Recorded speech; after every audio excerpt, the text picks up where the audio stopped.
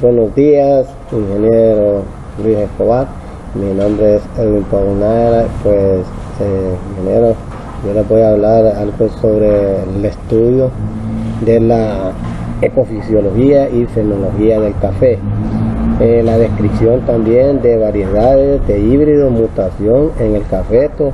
Otro tema es la descripción de variedades sembrales en Honduras, la selección de semillas para la siembra y semillero y vivero del café.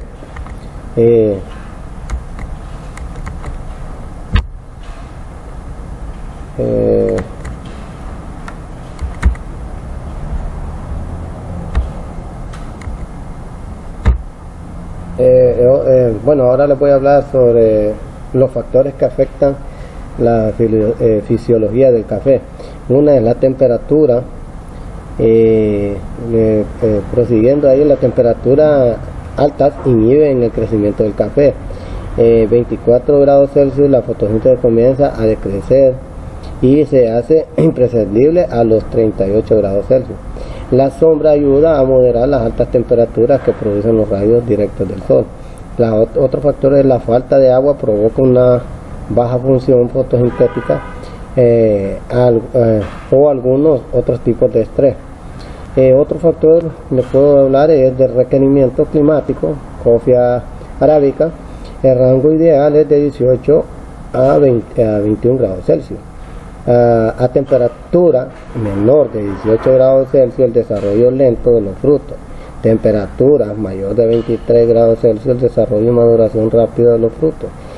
A temperatura mayor de 24 grados Celsius es la disminución de la fotosintética. Sin embargo, en muchos lugares del mundo es posible la producción del café. A temperatura mayor de 32, la caída de frutos, la formación de flores anormales o un daño oxidativo, que es como que podemos decir una quema. Otro factor es la influencia del clima. Tolera temperaturas de zonas tropicales y subtropicales, pero no tolera temperaturas en zonas templadas. Una alta estimula el crecimiento espontáneo de las yemas accesorias del tallo principal, originando las plantas del tallo múltiple. A temperatura nocturna baja origina una clorosis foliar, principalmente después de los días de alta intensidad de la luz. El crecimiento lento a temperaturas bajas. Temperatura en el suelo incluye un desarrollo de un sistema radical, siendo más abundante en temperatura fresca. Algo que es muy importante es la luz y la sombra. Les voy a hablar algo sobre esto. La proporción de asimilación neta del cafeto es mayor bajo condiciones de luminosidad moderada a pleno sol. La asimilación diaria total es mayor en sombra que en el sol. Una sombra excesiva también es perjudicial, pues la planta no tiene funciones completas y esta se restringe o puede disminuirse seriamente con sabido detrimento o rendimiento. Este efecto desfavorece puede ser diferencial para algunas variedades. Otro factor es que aumenta la intensidad del crecimiento, la altura de la planta, el número de ramas laterales, el número de hojas, el peso seco de la raíz y el diámetro del tallo. Aunque el número de hojas es mayor en alta iluminación, la superficie total de la planta no experimenta un cambio significativo, debido a que a esta las hojas individuales son más pequeñas, más hojas más pequeñas. La relación del peso seco de la parte aérea de las raíces, el aumento, el incremento de la intensidad. Pues les voy a hablar algo de un factor que es la precipitación. En un estudio de varios artículos científicos al respecto, se puede concluir que los límites bajos para un buen desarrollo en el cafeto fluctúan de 760 a 1780 milímetros bien distribuido, mientras y los límites altos varían de 990 a 3000 milímetros. El factor importante es pues en el periodo seco ideal debe de estar alrededor de 3 meses, variando también debido al suelo, la temperatura exacta en enero. Cuando hay lluvias muy intensas que rompen estos periodos secos, entonces la planta desequilibra su fisiología adecuada en la distribución. Otro factor es el exceso de lluvia, puede ocurrir efectos negativos, como una floración fuera de su época. Si las lluvias son tenues y no alcanzan un cierto nivel de agua, entonces pueden tener poco efecto negativo vestimental en la floración, y este puede tener otros problemas que favorece a otros aspectos como las plagas, enfermedades y el crecimiento de las malas hierbas. Otro factor es los mejores promedios de lluvia fluctúan entre 1200 a 1800 milímetros. Cuando el agricultor tiene un buen riego y un buen drenaje, ingeniero, la cantidad de lluvia no tiene importancia, siendo como un requisito que haya un mínimo de 3 meses secos. Bueno, les voy a hablar algo sobre la humedad relativa y el suelo, muy importante. Cuando hablamos de la humedad relativa, la evapotranspiración local es uno de los factores que más influencia. La humedad relativa ideal es variable para cada especie o variedad del café. Ejemplo, la arábica varía del 70% de enero al 95%, mientras en lo robusta es de un 80 a 90%. En general se precifera la humedad relativa baja para un mejor cultivo. Una humedad relativa alta tiene fuertes influencias sobre el desarrollo de enfermedades fungosas o proliferación de plagas, lo que ocasiona fuertes problemas sanitarios. Cuando hablamos de suelo, como el cafeto se cultiva en grandes cantidades en lugares del mundo, los suelos adecuados varían en la zona a otra. Los suelos más productivos son los latosoles, arcillosos. En la mayoría presentan problemas en algunos elementos limitantes, lo cual puede conocerse para remediarlo. Les voy a hablar algo sobre la fenología del café, los factores que afectan al crecimiento del café. Podemos decir que las hojas crecen más rápido durante la estación lluviosa.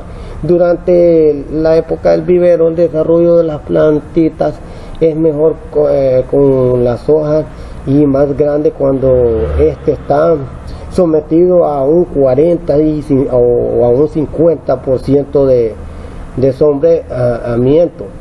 La fertilidad no natural del suelo o el adicionamiento de fertilizantes, especialmente los nitrogenados, influyen mucho en el crecimiento de las hojas. Las relaciones de sombra de un cafetal puede tener una influencia grande en la fenología del arbusto, especialmente sobre las hojas en general. Como pueden ver aquí en estas imágenes, aquí está la fenología. Aquí podemos ver la primera imagen que dice el almacigo, cuando está en el almacigo, ¿me entienden? En el vivero. Como pueden ver, miren qué bonito se miran ahí cuando están bien alineados y todo. Está el botón floral, de ahí sigue la floración, de ahí el cuajado, de ahí sigue el crecimiento del fruto, el inicio de la maduración y ya por último la post cosecha. Ahora pues les voy a hablar sobre algunos términos muy importantes, que cuando hablamos de la brotación. Tiene dos tipos de brotación, la fototrópica, que nace de un punto terminal o de la axila de la hoja. Se desarrolla solo si el ápice central ha sido decapitado. La otra es las plagiotrópicas, que producen ramas laterales donde se ubica la fluorescencia. El crecimiento y el desarrollo de la brotación, en general, esta está asociada a un periodo lluvioso y a la temperatura. Cuando hablamos de las raíces y el tronco, el crecimiento de las raíces es diferente según las variedades del cafeto, crecen diferentes en el ambiente distinto. La alternancia entre la temperatura diurna y nocturna es un elemento efectivo en el desarrollo del sistema radical. Las altas y las bajas temperaturas pueden afectar el desarrollo normal del tronco y las raíces debido al incremento de la translocación sobre el 45 grados Celsius. Pueden provocar también el crecimiento de una especie de tumoración y engrosamiento en el cuello de las raíces, especialmente en las plantas pequeñas, en los viveros. Cuando hablamos de la floración, ingeniero, es muy importante porque esta responde a la forma de diferenciar al fotoperiodo. El periodo más largo, con la respuesta de 15 horas luz, reteniendo la floración hasta por 6 meses, ingeniero. La cantidad de gibberellina se incrementa mucho en las yemas florales después de una planta haya recibido el estímulo de agua en forma natural y artificial. El contenido de almidón en las yemas cambia, tendiendo a desaparecerse al momento que el nivel de gibberellina va subiendo. Cuando hablamos de la fructificación, una palabra que yo creo que ya más o menos algunos ya han escuchado, el periodo lento es de 45 a 60 días después de la proliferación. Luego hay un periodo de 40 a 60 días de crecimiento rápido y termina aproximadamente a los 240 o 260 días. El tamaño final del fruto depende de la cantidad de lluvia caída durante la fructificación. Ahora les voy a hablar sobre las variedades sembradas en Honduras. Una de las más principales variedades cultivadas para el uso comercial, estamos hablando típica, el arábigo, el borbón, la cultura, las pacas, la villa sargi, el cutay, la lempira y la paraimena. El tipo arábico, el cafeto de porte alto y el sabor excelente, no resistente a los vientos fuertes, su mejor entorno es cosecharlo bajo sombra. Este crece a una alta temperatura de 800 a 200 metros. El café arábica, obteniendo de esta planta, ronda los niveles de cafeína de un 1% a 1.5%, e incluso inferiores, originario de Etiopía. El porte alto viene estando en 3 metros, ingeniero. Las bondalas, las ramas, forman un ángulo de 60 grados, el eje principal, el entrenudo largo, las hojas terminales, el color de los brotes, el café claro, hojas angostas de un poco brillo, y la productividad de media y baja. La planta del café arábico, miren, aquí pueden ver una imagen muy interesante. Y pues ahora prosigo, les voy a hablar sobre algo del borbón, que es el cafeto de porte alto proveniente de la isla de la Reunión. Ante la llamada de borbón, la variedad muy apreciada por ser más resistente a los vientos adaptables a cualquier altura, a mayor producción que el arábigo. Al madurar su cereza pueden desarrollar tono rojo o amarillo, como pueden ver ahí en la imagen, que por cierto me llama la atención porque no había visto este tipo de café yo. La variedad de porte alto es de 3 metros. La pandola, las ramas, forma un ángulo de 45 grados, ingeniero, con el eje principal. El entrenudo más corto que el típica. Las hojas terminales del color verde tierno, las hojas más redondeadas y brillantes que la típica, y la producción es alta, es poco resistente al viento.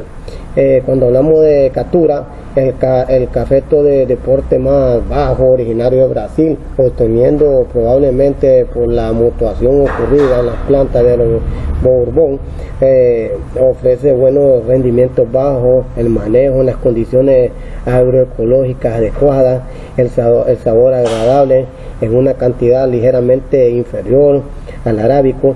Es originario de Brasil, como les comenté, mutación del Bourbon, porte bajo, compacto a 1.80 metros. Las bandolas, las ramas forman un ángulo de 45 grados en un eje principal. Las hojas terminales de color verde tierno, hojas redondeadas y brillantes y entrenudos cortos y resistentes a los vientos. Ahora les voy a hablar sobre las pacas. Es un híbrido que se forma de forma natural en la varietal del Bourbon. El fruto es de un color rojo y su tamaño es mediano. La planta de porte bajo, entrenudos cortos, hojas de colores verde oscuro intenso. Se adapta entre 500 a 1000 metros sobre el nivel del mar, expresando su óptimo entre 700 y 900. La producción puede ser fluctuar entre unos 25 a 70 quintales.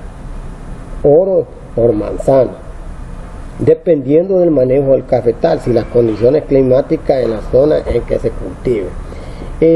Otro interesante aquí es el porte bajo, con las ramas laterales que forman un ángulo de 45 grados, el follaje abundante en las hojas del color verde oscuro y el brillo ligeramente consistente, entrenudos cortos que le dan un aspecto compacto. La tolerancia a los problemas de sequía y el viento y el sol, muy importante. Su rendimiento promedio en condiciones óptimas varía de 45 a 55 quintales. Oro por manzana. El fruto es de color rojo, su tamaño es menor que de Tikisik, de excelente calidad de bebida. Se adapta a mejores latitudes de 500 a 1000 metros sobre el nivel del mar, y tolera los suelos de baja capacidad de retención del agua. Bueno, ahora les voy a hablar algo sobre la villa de Sarchi, que es una variación genética natural de la variedad Bourbon. Esta es una variedad de porte muy pequeño, las hojas de tamaño mediano, el sistema de la raíz fuerte, corto espacio entre las ramas y a lo largo del tallo central. La maduración de la cereza tardía y uniforme, el grano de tamaño mediano, pequeño y redondo, la productividad media. Cuando hablamos de la otra variedad, que es la Catuai, esta se destaca por su gran productividad, la alta resistencia a las inclemencias climatología típicas en las zonas de una gran altitud. El perfil de un buen Catuai está destacada por su dulzura, con un cuerpo jugoso, un desarrollo, una acidez media, al igual que la variedad del Bourbon. Al madurar sus cerezas pueden desarrollar tonos rojos o amarillos, obtenidas mediante el cruce del mundo novo por Caturra, originario de Brasil, de un porte medio de 2.25 metros. Las bandolas, las ramas forman un ángulo de 45 grados, hojas más redondeadas y brillantes, el tipica y entrenudos cortos, hojas terminales de color verde tierno y resistente al viento. Les voy a hablar sobre la variedad de la Empira. Esta es una variedad proveniente del cruce originario entre la planta de la variedad Caturra, susceptible a la roya Emilia Bastrati, y el híbrido del Timor, con una resistencia a las enfermedades. La variedad Caturra de porte pequeño y de buena productividad. Los genes de la resistencia a la roya, la altura es de 800 a 1400 metros sobre el nivel del mar. La variedad del mundo, la variedad encontrada en el mundo novo de Brasil.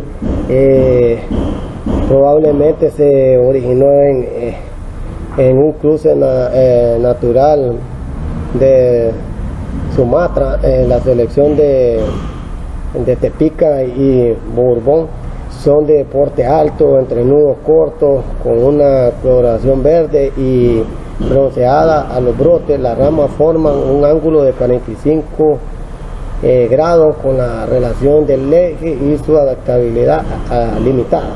Cuando hablamos de la paraímena, la variedad paraímena nació en los laboratorios del Instituto Hondureño del Café, INCAFé, la línea de amplia adaptabilidad a los climas de altura, resistente a la roya, resistente al viento, posee una excepcional sistema radicular de la capacidad para adaptarse a diferentes tipos de suelo, porte de la planta bajo y compacto. El tamaño del grano es grande, potencial de la calidad de la taza, bueno, en la roya del cafeto, resistente, rendimiento en la cosecha, bueno, en los años para la primera cosecha es de 3 años. Ahora les voy a hablar sobre la variedad del híbrido y la mutación actuales. Está esta que es el catimor, que es el resultante entre el cruzamiento entre captura por el híbrido de Timor. Las plantas de este híbrido presentan una gran variabilidad genética y resistencia a la roya. El Sanchimor es un híbrido de cruzamiento de la viña Sarchi por el híbrido de Timor, presentan una resistencia a la roya. Cuando hablamos del Cavimor, es un material sintetizado en el SIFC en base del cruzamiento de la variedad de Catuay por Catimor. Cuando hablamos de ese punto 7895, tiene como base genética una selección de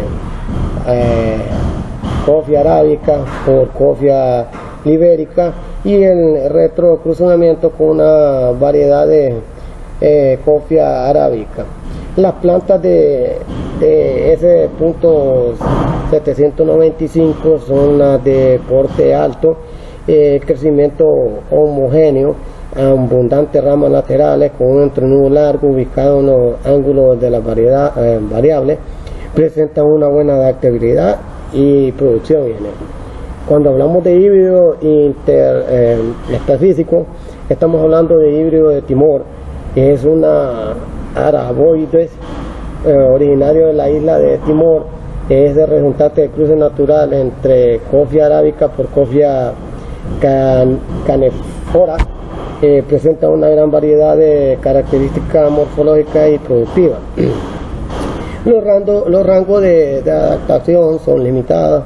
La planta entre el híbrido presenta resistencia a la roya.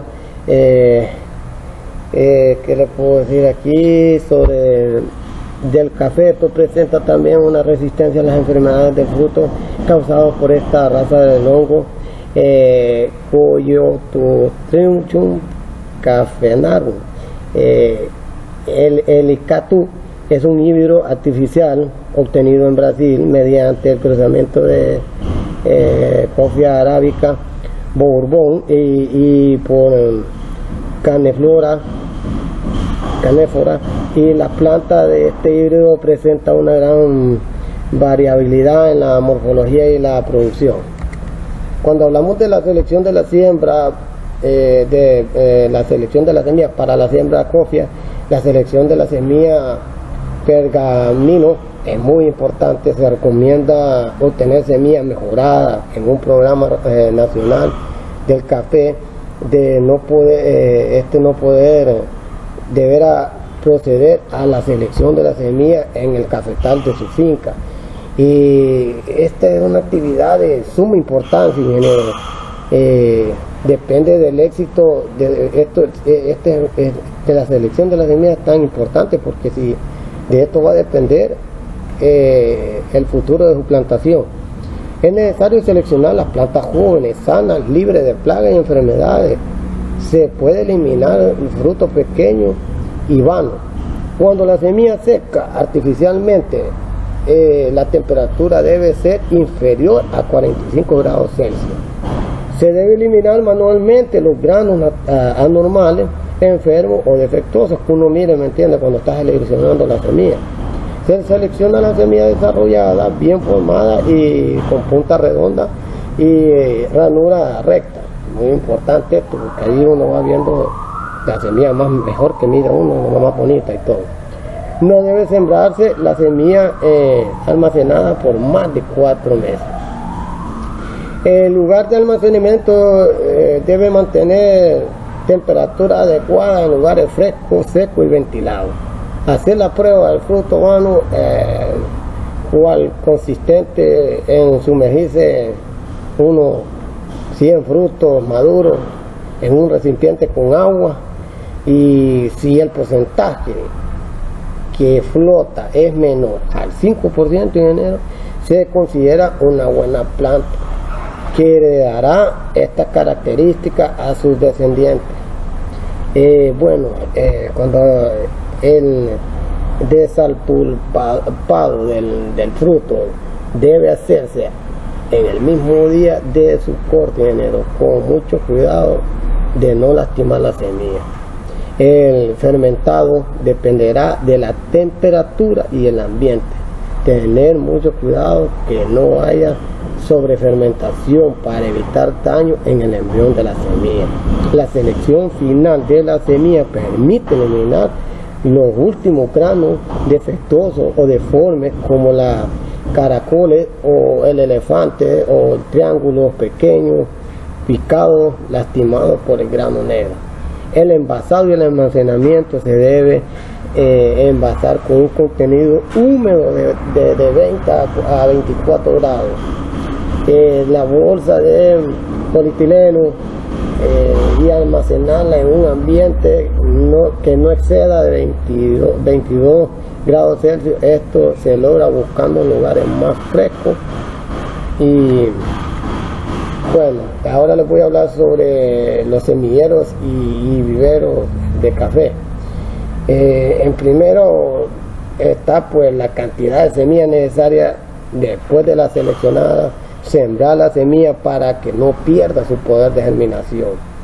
La construcción del semillero, selecciona el terreno apropiado y de preferencia el terreno plano, con un buen drenaje, soleado, facilita la facilidad de riego, también es muy importante, y cerca redonda, que este esté en el vivero, limpio de maleza y terrones y raíces, para que no se los dificulte cuando ya estén sembradas, estén cayendo las plantas y todo, o esté creciendo un montón de maleza. El tamaño del semillero debe ser ancho, de 1 a 1.20 metros de altura, de 15 a 20 centímetros de largo y de 1 metro por cada libra de semilla a sembrar. La desinfectación del sustrato se debe realizar con un tratamiento preventivo en el semillero para evitar problemas por mal de talludes, y pues que humedezca el suelo del semillero antes de iniciar la siembra.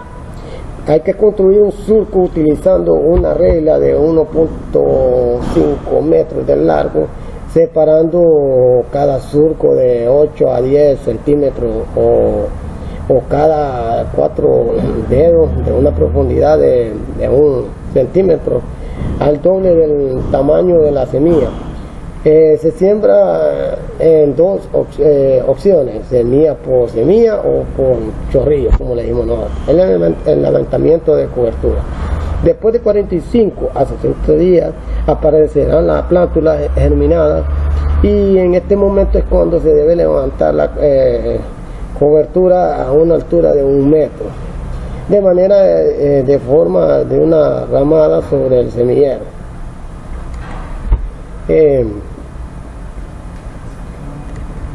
Bueno, ingeniero, esto es todo lo que a mí me